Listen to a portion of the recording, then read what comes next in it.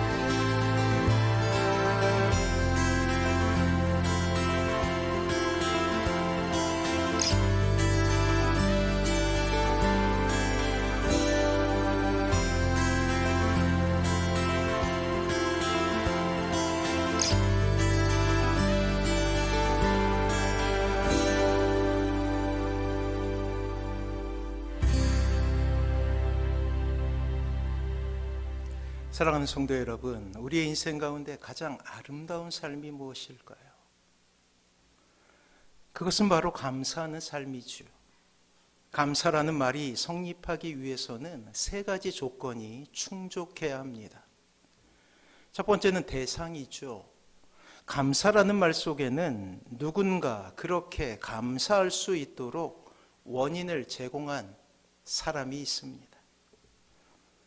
우리는 우리의 입술을 통해 감사를 고백하게 될 때 반드시 우리가 감사하는 대상을 언급하지 않을 수 없다라는 거예요. 누군가의 선대함은 우리의 마음속에 감사의 마음을 불러 일으키게 됩니다. 자, 두 번째는 상황이에요. 감사라는 것은 구체적으로 어떠한 삶의 배경을 가지고 있죠. 감사를 고백할 때 우리는 누가 어떠한 모습으로 나에게 이러이러한 일을 해 주셨습니다 라고 감사를 표현합니다. 그래요. 감사의 조건에는 반드시 어떠한 이야기, 바로 스토리텔링이 있는 거예요. 왜냐하면 인간은 어떠한 행위를 경험하게 될 때 그것을 감사로 느끼기 때문입니다. 자, 세 번째가 가장 중요한데, 세 번째는 감사하는 사람의 해석 과정이 필요합니다. 감사를 고백하는 많은 사람들을 잘 관찰해 보면 누구나 다 감사하다고 여겨지는 일들을 감사하는 것 외에 너무나 사소한 일 가운데에도 감사를 느끼는 사람이 있음을 우리는 확인할 수 있게 되네요. 그래요. 똑같은 일이지만 어떤 사람은 감사하고 또 어떤 사람은 무심히 지나가고 있음을 발견하게 됩니다. 오늘 우리는 본문을 통해 이 빌립보서라는 성경을 통해 감사의 대가 한 명을 만나게 되지요. 이 사람은 감사에 있어서 참으로 놀라운 능력을 가진 사람이었어요. 어떠한 상황 속에서도 감사를 누릴 수 있는 사람, 감사를 찾아 그 감사에 곡조를 붙일 수 있는 사람, 고통을 기도라는 과정을 통해 감사로 승화시킬 수 있는 위대한 한 사람을 우리는 만나게 됩니다. 그래요. 그분은 바로 사도 바울이죠. 물론 사도 바울도 처음부터 그러한 사람은 아니었어요. 잘못된 열심으로 한때 그는 혈안이 되었죠. 말 그대로 그의 눈은 도끼가 가득 차 마치 폭주하는 기관차처럼 예수님을 믿는 사람들을 체포하여 죽음에 이르게 한 사람이었어요. 그걸로 기뻐하는 사람이었다라는 거예요. 바늘로 찔러도 피 한 방울 나지 않을 것 같은 차가운 피를 가지고 있는 사람이었죠. 그 누구라도 자신의 완벽함에 도달하지 않으면 정죄했던 사람이라는 거예요. 자신의 완벽주의로 자신과 자신을 둘러싼 모든 사람들을 불편하게 했던 사람. 그렇습니다. 감사의 세 단계, 감사의 대상도, 감사를 느껴야 할 상황도, 그리고 감사를 해석할 수 있는 능력도 없었던 사람이라는 것이에요. 마치 불교에서 말하는 아귀의 세계에 갇힌 사람처럼 항상 목마름의 고통 가운데 살아갔던 사람이라는 것이죠. 그래요. 아무리 많은 것을 먹고 아무리 많이 가진다 해도 타는 듯한 목마름으로 스스로 지옥을 만들어가는 사람이었다라는 사실이에요. 이러한 삶 가운데 결코 만족함이 없었던 사람이죠. 심리학 용어 중에 슈퍼우먼 컴플렉스라는 그러한 이름을 가진 증후군이 있어요. 스스로 엘리트를 지향하는 직장 여성들에게서 흔히 나타나게 되는 스트레스성 증상으로 여성들이 가정에서는 주부의 역할과 그리고 직장에서는 그 직장인으로서의 역할을 완벽히 수행하고자 하는 강박에 시달리는 마음이죠. 타인의 이목에 혹은 자기 자신이 완벽을 추구하며 결국은 자신도 그리고 가족들도 불행하게 하는 참으로 안타까운 모습을 우리에게 표현하는 말이라고 할 수가 있어요. 이러한 삶 가운데는 결코 만족함이 있을 수 없습니다. 그리고 자신이 대하는 모든 사람에게도 그렇게 완벽함을 이야기하기에 모든 사람을 불편하게 만들고 있다라는 사실이에요. 놀랍게도 사도 바울은 원래 그러한 사람이었어요. 계명하기 전 사울이라는 이름을 가지고 있었죠. 이 사울이라는 이름을 가지고 있을 때 그는 그러한 삶을 살았다고요. 그러던 바울에게 다메섹으로 가는 길은 예수 믿는 사람을 잡아야 한다라는 강박으로 가득 차 온갖 불평을 입에 담고 가는 길이었어요. 하지만 그 황량한 길에서 그는 그의 인생 가운데 가장 위대한 반전을 만나게 됩니다. 사도 바울은 이 놀라운 경험을 통해 예수님을 만나게 되는데, 바로 다메섹으로 크리스찬들을 체포하기 위해 가는 그 길에서 주님을 만나게 되었다라는 사실이에요. 그리고 그의 인생은 지금까지 살아온 인생과는 정반대의 인생이 되죠. 그리고 부정하고 싶었던 예수님을 구주로 모시게 되었다라는 거예요. 그렇게도 혐오했던 크리스찬은 이름을 자신의 목에 걸고 아직도 주님을 알지 못하는 사람들을 위한 선교사의 삶을 살게 되었다라는 거예요.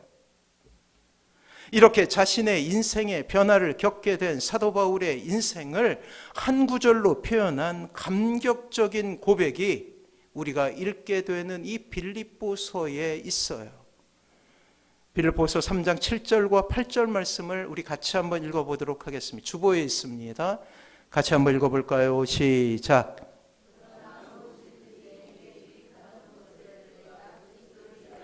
다 해로 여길 뿐더러 또한 모든 것을 해로 여김은 내 주 그리스도 예수를 아는 지식이 가장 고상하기 때문이라. 내가 그를 위하여 모든 것을 잃어버리고 배설물로 여김은 그리스도를 얻고. 그래요. 예수님을 만난 뒤 그를 빛나게 했던 로마 시민이라는 그러한 신분도, 부모로부터 물려받은 많은 재물도, 그의 머리에 면류관이 되었던 가말리엘의 수제자이며 당시 모든 사상에 통달한 석학이라는 그러한 이름표도 떼어버립니다. 이제 그의 인생 가운데 더 이상 중요한 것이 될 수 없었다라는 거예요. 심지어 사도 바울은 그 모든 것을 배설물이라는 극단적인 표현을 통해 자신에게 일어난 이 놀라운 일을 고백하고 있다라는 사실이죠. 이 거친 표현 뒤엔 예수 그리스도에 대한 놀라운 감사가 있었던 거예요. 그를 변화시켰던 것은 감사였어요. 그리스도를 얻었다는 믿겨지지 않는 축복에 대한 바울의 고백이 바로 이것이었다라는 사실이에요. 그리고 오늘 본문을 통해 우리는 사도 바울의 놀라운 권면을 듣게 돼요. 가르침을 듣게 되죠. 6절입니다. 같이 한번 읽어보도록 할까요? 시작. 아무것도 염려하지 말고 다만 모든 일에 기도와 간구로 너희 구할 것을 감사함으로 하나님께 아뢰라. 아멘. 사도는 아무것도 염려하지 말라는 문장으로 신자들을 위로하고 있죠. 과연 아무것도 염려하지 않는 인생이 우리에게 가능한 것일까요? 염려는 신자에게 무서운 질병과도 같은 존재입니다. 염려는 하나님께 대한 불신의 교묘한 모습이기 때문이에요. 염려는 아직 이루어지지 않는 것에 대한 걱정을 의미하죠. 그래요. 믿음이 바라는 것들의 실상, 즉 아직 이루어지지 않는 것에 대한 신뢰라는 미래의 시제를 갖고 있듯이 염려 역시 미래라는 시제를 가지고 있어요. 신자들이 염려하게 될 때 그것은 하나님께서 공급하신다는 것을 믿지 않는 것과 같은 말이라는 사실이죠. 또 하나님께서 돌보시거나 신자의 상황을 해결하실 수 있는 분이심을 부인하는 것입니다. 그래요. 염려는 신자들을 무력하게 무장해제시킴으로 무기력과 절망적인 감정을 낳게 되는 거예요.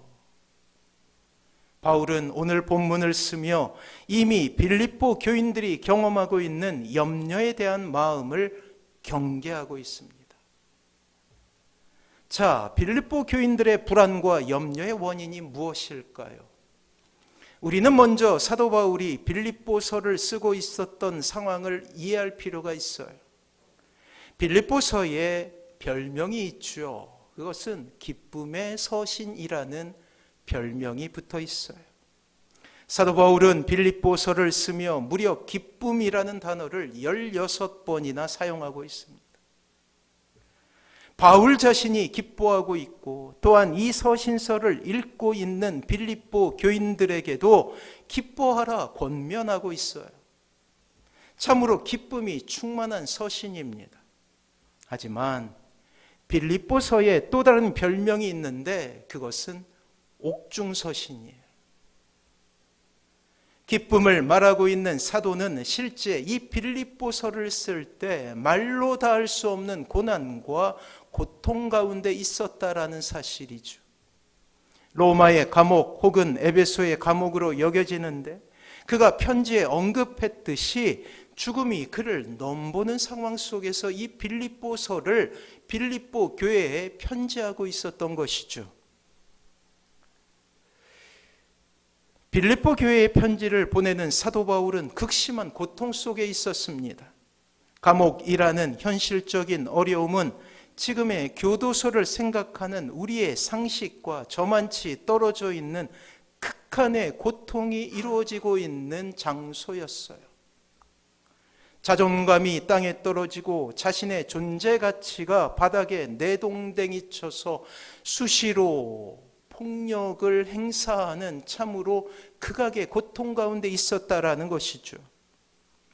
또한 이 빌립보서를 읽게 되는 빌립보 교인들도 상황은 만만치 않았습니다. 핍박이라는 엄연한 상황 속에서 그들이 너무나 사랑하고 있었던 바울마저도 투옥되고 되어 있었던 것이죠. 당시 빌립보 교인들에게 바울은 하나님의 은혜의 상징이요 능력의 상징이었습니다. 하지만 그 위대한 선생님이었던 바울이 투옥된 것이죠. 이러한 바울의 투옥은 빌립보 교인들에게 엄청난 충격을 주게 돼요. 자, 하루아침에 제가 감옥에 갔다고 생각을 한번 해보세요. 충격 받으시겠어요? 안 받으시겠어요? 제가 막 그냥 가슴이 떨리는데. 근데 빌립보 교인들이 사도 바울을 볼 때 사도 바울은 선교 사업을 했잖아요. 선교 사역을 통해서 많은 이들이 옳은 대로 오게 되었잖아요. 근데 감옥에 갇힌 거예요. 하나님의 선한 일, 하나님의 사명, 하나님께서 명령하신 그 명령을 수행하기 위해서 노력하다가 결국 갇힌 것이 감옥이었다라는 거예요.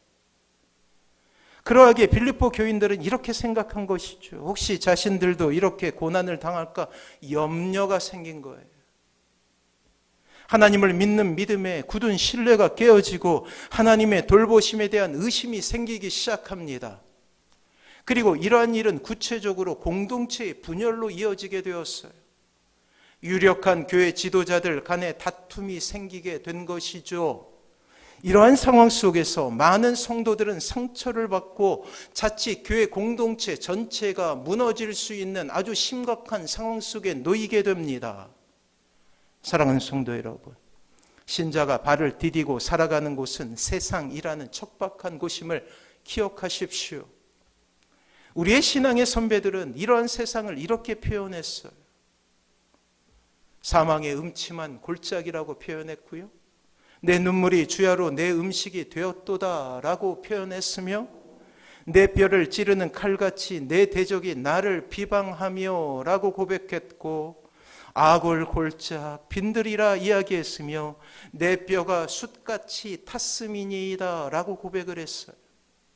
내가 음식 먹기도 잊었으므로 내 마음이 풀같이 시들고 말라 버렸사오며 나의 탄식의 소리로 말미암아 나의 살이 뼈에 붙었나이다 라고 고백했다라는 거예요. 그래요. 성경에 나타난 이러한 고백들은 바로 우리의 이야기 아닙니까? 우리가 이 세상에 발을 딛고 살아가는 동안 염려 없이 혹은 두려움 없이 살아가는 것은 거의 불가능한 일이라는 사실이죠. 어쩌면 하나님의 자녀가 된 이후에도 세상은 여전히 우리에게 거대한 공포의 대상이 되고 여전히 우리의 미래의 시제는 염려라는 것으로 채워질 때가 너무나 많다라는 사실이에요. 많은 재물이 있다고 해서 근심이 사라지는 것은 아닙니다. 높은 자리에 올라간다고 해서 심지어 모든 사람들을 발 아래 두는 지존의 자리에 오른다고 해서 염려가 그쳐지는 것은 아니라고요. 육신의 건강이 영원히 안전을 보장하는 것이 아닙니다. 인맥을 자랑하며 인기를 자랑한다 할지라도 언제 그 모든 것을 잃고 빈손이 될지 아무도 장담할 수 없다라는 거예요. 아까 소개한 그러한 절망적인 상황의 거의 대부분은 한 나라의 왕이었던 다윗의 고백이었음을 우리는 기억할 필요가 있다라는 거예요.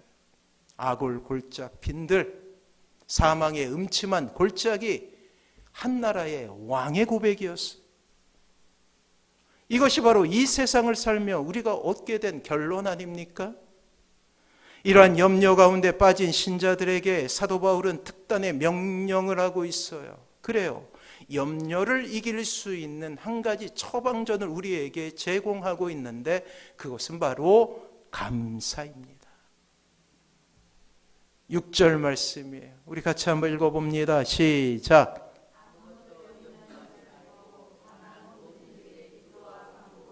너희 구할 것을 감사함으로 하나님께 아뢰라. 아멘. 사도는 권면하죠. 염려를 멈추고 기도하라.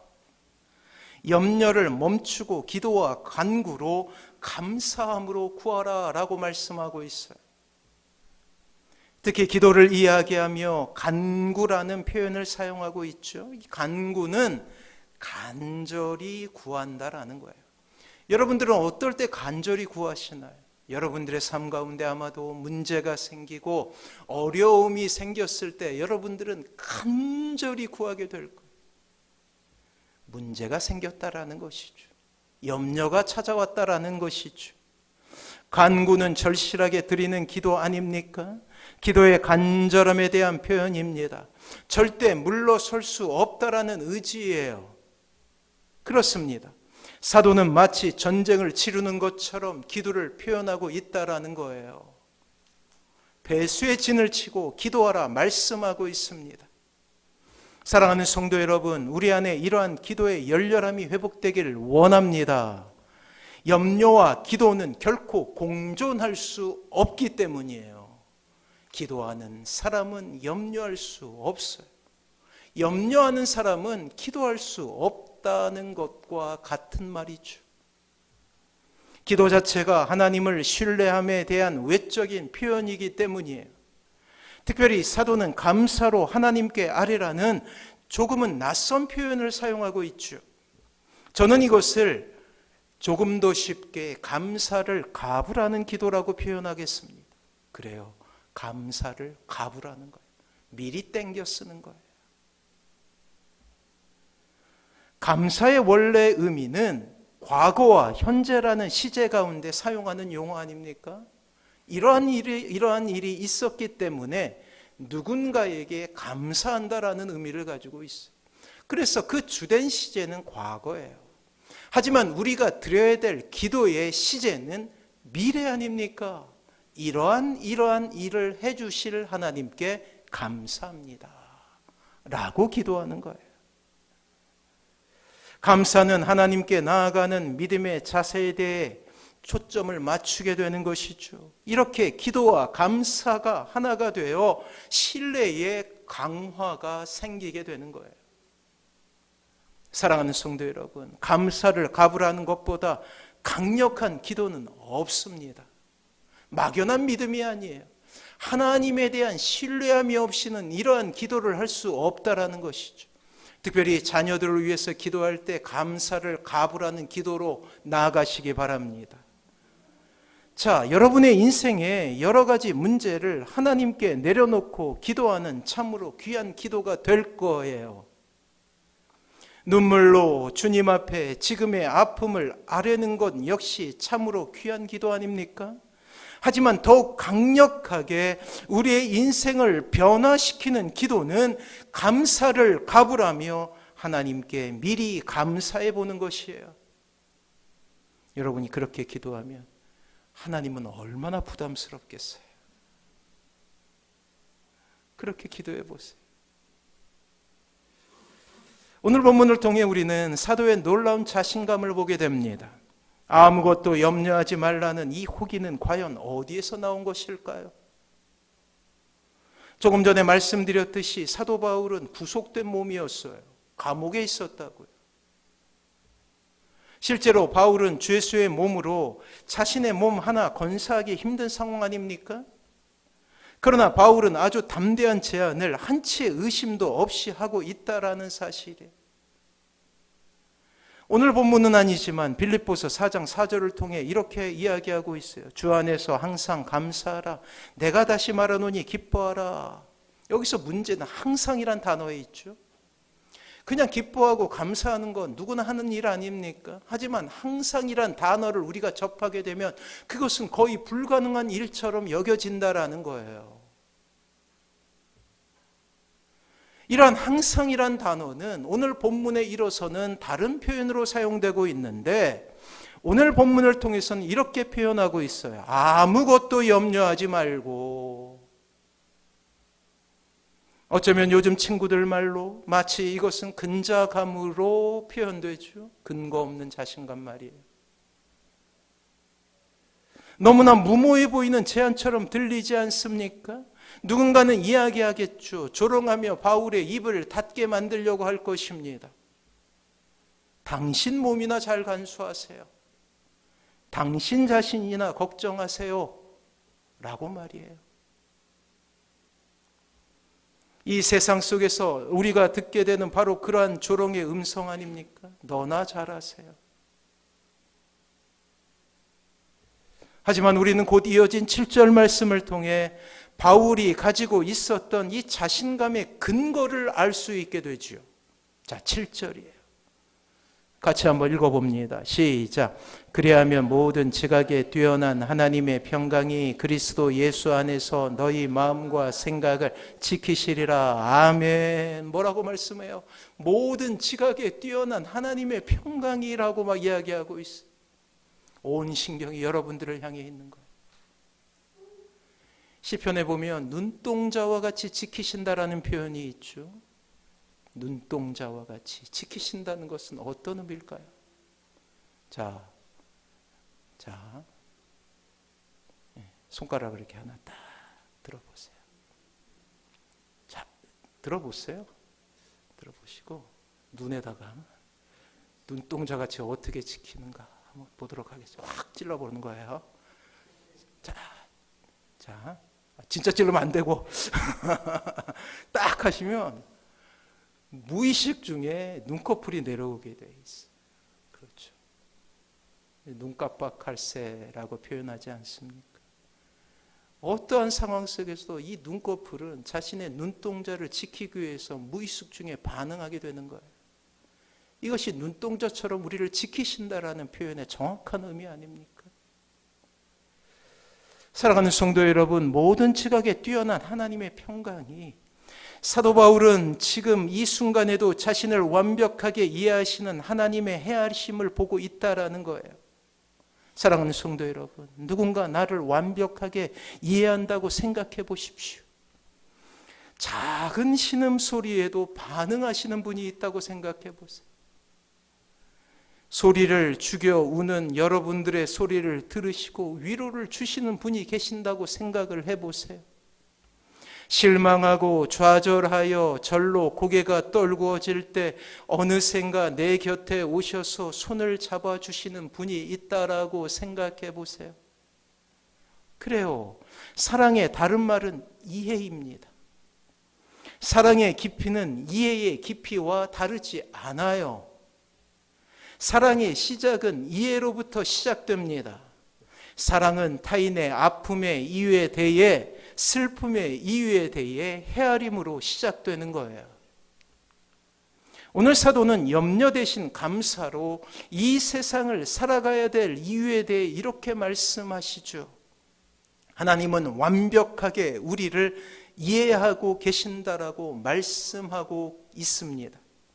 왜냐하면 그분은 모든 지각에 뛰어난 분이시기 때문이에요.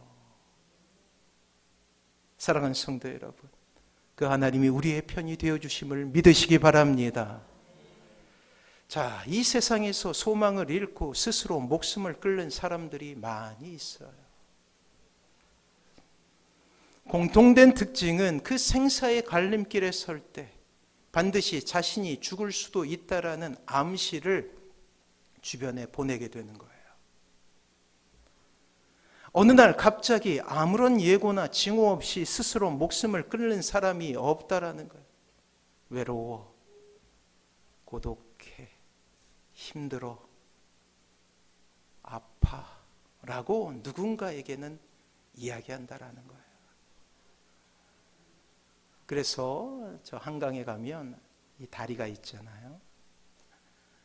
그 다리에 보면 그러한 아픈 일을 막기 위해서 이 다리 난간에 이렇게 여러 가지 격려문을 써놔요. 너는 혼자가 아니야 라고 말이에요.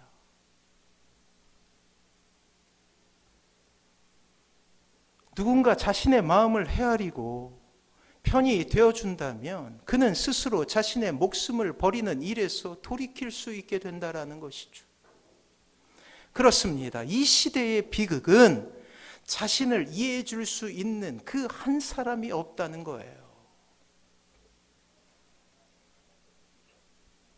최근 10년 사이에 급속도로 늘어난 일이 무엇이냐면 청소년들이 스스로 목숨을 버리는 일이에요. 기사에 나오지 않죠. 사랑하는 성도 여러분, 기억하십시오. 신자에겐 완벽하게 이해하고 편히 되어주시는 하나님이 계셔요. 이것을 믿으시기 바랍니다. 그 어떤 순간에도 변함없이 우리의 편이 되어주시는 하나님이 여러분과 함께 계신다라는 거예요. 사랑하는 성도 여러분, 이 땅의 신자가 감사로 하나님께 아뢰할 때 하나님은 약속하십니다. 하나님의 평강이 그리스도 예수 안에서 너희 마음과 생각을 지키시리라. 이 말씀을 믿으시기 바랍니다. 이전에 우리는 샬롬, 즉 평강에 대해서 배우지 않았습니까? 이 평강, 샬롬이란 말은 세상에서 사용하는 평강이란 의미, 평안이란 의미랑 다르다고 했어요. 세상의 평안은 어떠한 조건이 갖추어졌을 때 평안함을 누리게 되는 거예요. 자연스러운 마음이죠. 하지만 신자의 평안, 이 샬롬은 다른 의미를 가지고 있어요. 그리 아니하실지라도 라는 평안이에요. 상황은 좋지 않게 돌아가도 염려와 걱정이 자신을 삼켜도 그럼에도 불구하고 우리의 마음속에 평정심, 즉 평안이 밀려온다라는 것이죠. 그것은 조건을 초월한 평안이라고 할 수가 있어요. 신자만이 누리게 되는 평안이죠. 그렇습니다. 이 세상의 행복의 조건과 상관없이 누리게 되는 평안이었어요. 오늘은 지키다는 말에 집중해 보려고 합니다. 지키다라는 헬라어는 군사 용어로 군대에 주둔지나 도시를 둘러싸고 보호한다라는 의미를 담고 있어요. 예전에 로마군은 특별한 경우를 제외하고는 도시 안으로 들어올 수가 없었어요. 이제 승전을 했을 때 행진은 있었지만 도시 안에 주둔할 수 없었어요. 반란의 이 단초가 될 수 있었기 때문입니다. 그래서 항상 어디에 머무르게 되냐면 도시를 둘러싸고 주둔하게 되는 거예요. 그때 그 도시를 둘러싸고 있는 그러한 군사들을 보며 썼던 단어가 바로 지키다예요. 지키다. 그래서 지키다라는 헬라어는 군사용어로 군대의 주둔지나 도시를 둘러싸고 보호한다라는 의미를 가지고 있죠. 오늘 빌립보서를 통해서 우리는 지키다라는 그러한 단어를 만나게 되지 않습니까? 주둔지에 살고 있었던 빌립보 교인들은 외부의 공격에서 도시를 보호하며 경계를 서고 있는 로마의 수비병들에게 아주 익숙한 사람들이었어요. 왜냐하면 빌립보라는 도시는 아주 중요한 도시였거든요. 그래서 늘 이 도시에는 이 도시의 성곽을 둘러싸고 있는 주둔병들이 있었다라는 거예요. 그리고 외적이 침입할 때 대부분의 경우에 있어서는 게르만 민족이었죠. 이 게르만 민족이 침입할 때 목숨을 걸며 도시를 지켰던 그러한 수비병들을 그들은 기억하고 있었다라는 거예요. 전쟁이 일어났을 때 빌립보 교인들은 더더욱 똑똑히 보게 됩니다.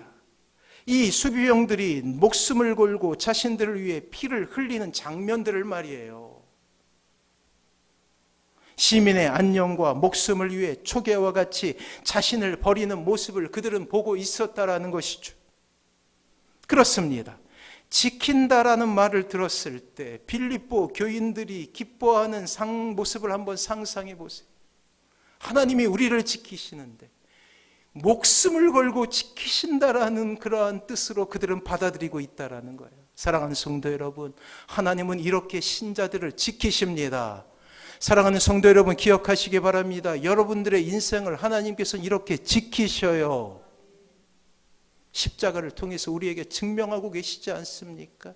피, 보혈을 통하여서 우리를 지키시는 거예요. 이 말은 고통과 핍박이 일상화된 초대교회에 아무리 큰 고난이 밀려온다 할지라도 하나님께서 그 어떠한 대가를 치르시더라도 자신을 보호하시겠다라는 그러한 약속과 음성이었어요. 지키신다라는 말씀 가운데서 그들은 십자가의 사랑을 경험하고 있는 것입니다. 이것은 비단 초대교회의 신자들을 향한 고백이 아니에요. 이 시대를 살아가고 있는, 영적 전쟁에 참여하고 있는 여러분들을 향한 하나님의 놀라운 약속임을 기억하시기 바랍니다. 사랑하는 성도 여러분, 이러한 하나님의 사랑에 우리는 마땅히 감사함으로 나가야 된다라는 거예요. 왜냐하면 감사에는 믿음이라는 그런 미래의 시제를 가지고 있기 때문이죠. 하나님이 지키시는데 무엇을 염려하겠어요? 비록 지금의 상황은 녹록지 않더라도 우리가 감사를 버릴 수 없는 이유가 바로 여기 있다라는 거예요. 감사로 하나님 앞에 나아가시는 사랑하는 모든 성도님들 되시기를 바랍니다. 그래야 할 때 하나님은 반드시 우리를 지키실 거예요. 그래서 모든 염려를 내려놓고 주님 앞으로 나오십시오.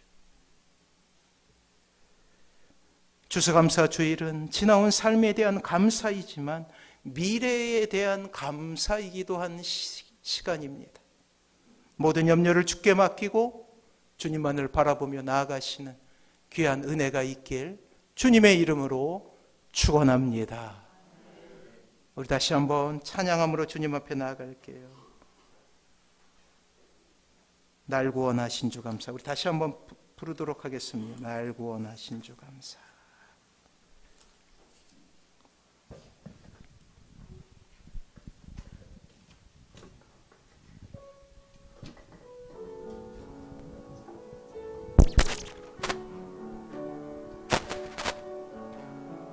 우리 같이 고백하도록 할게요.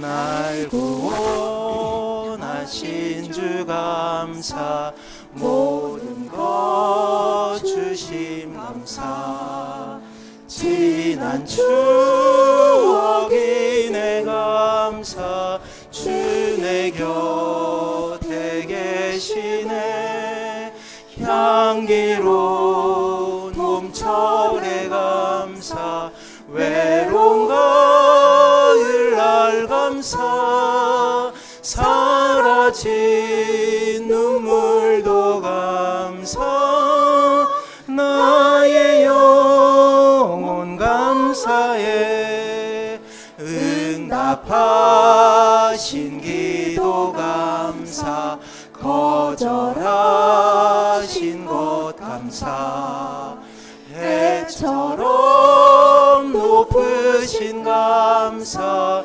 모든 것 채우시네, 아픔과 기쁨도 감사, 절망 중 위로 감사, 증량 못할 은혜 감사, 크신 사랑 감사해, 길가에 장미꽃 감사, 장미꽃가시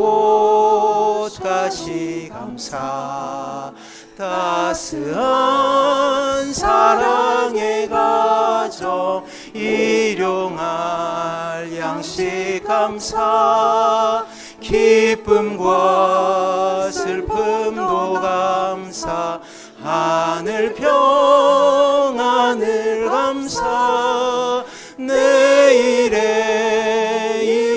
영광을 감사 영원토록 감사해